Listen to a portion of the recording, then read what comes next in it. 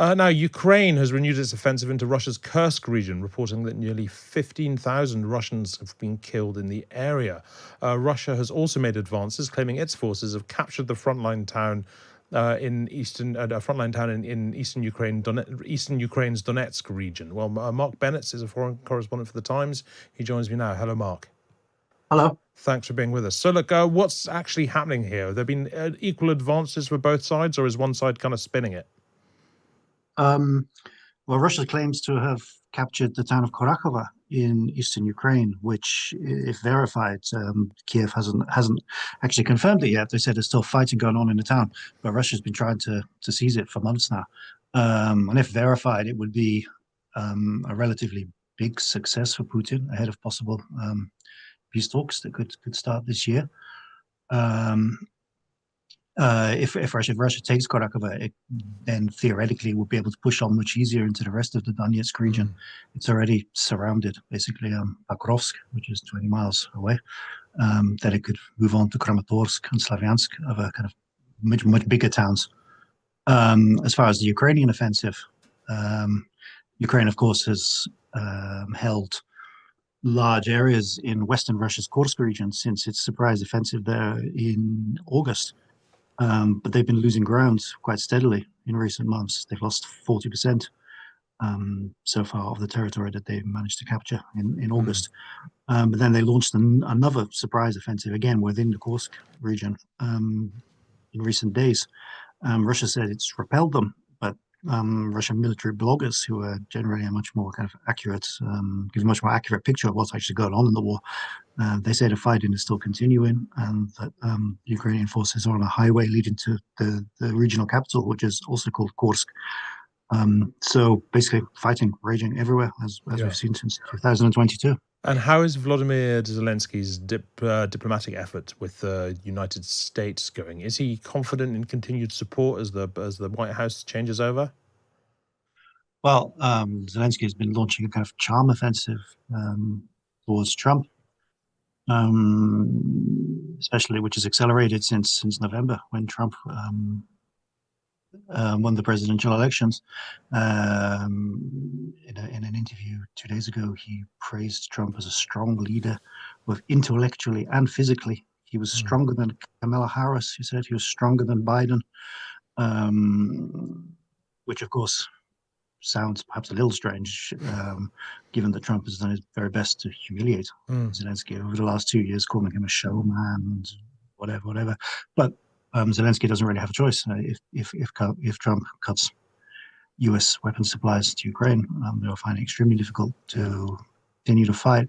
But interestingly, Zelensky said that only security guarantees from the United States could ensure peace in Ukraine, which is a slight divergence from his former insistence that Ukraine needs to be part of NATO. I think he's realized now that that's not going to happen, especially while the war is raging.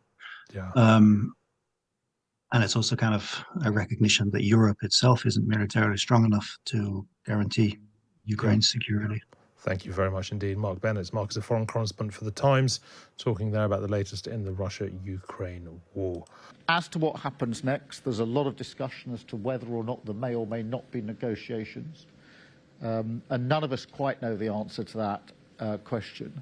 But what I think is really important is that we double down and remain steadfast in our support for Ukraine.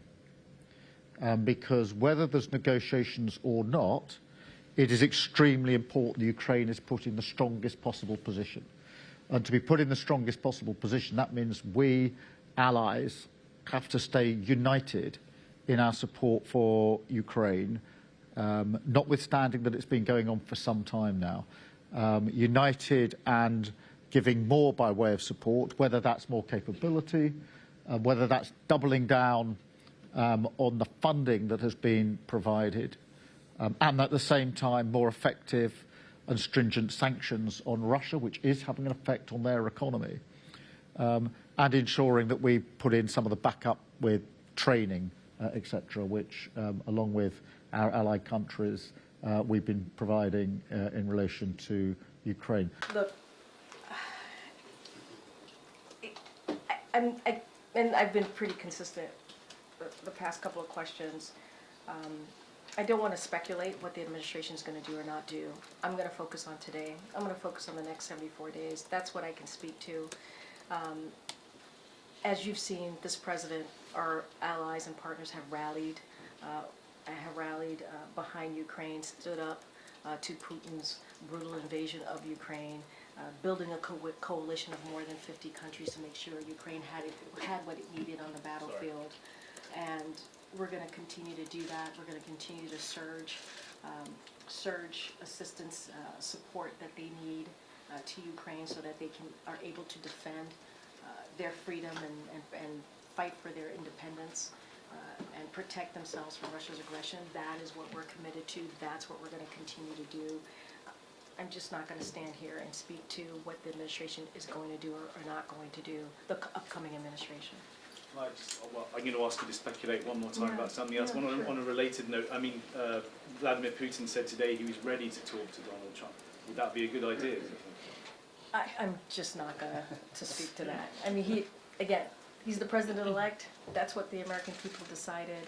I can speak to what we're going to do the next 74 days, our continued commitment to make sure that Ukraine has what it needs to beat back Putin's aggression, and that's what I'm going to speak to.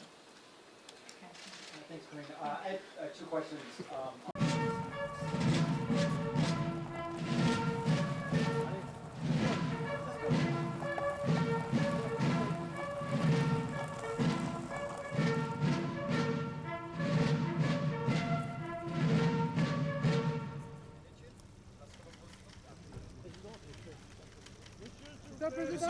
Monsieur, s'il vous plaît. Monsieur, President, please. Hey, please.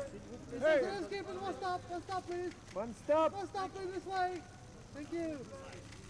Thank you. Thank you very much.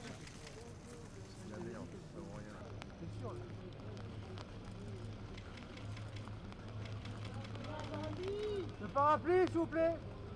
Le parapluie. Madame, le parapluie, merci. Monsieur le Président. Monsieur le Président, s'il vous plaît. Monsieur le Président. Mr. Trump, please. You're right, please.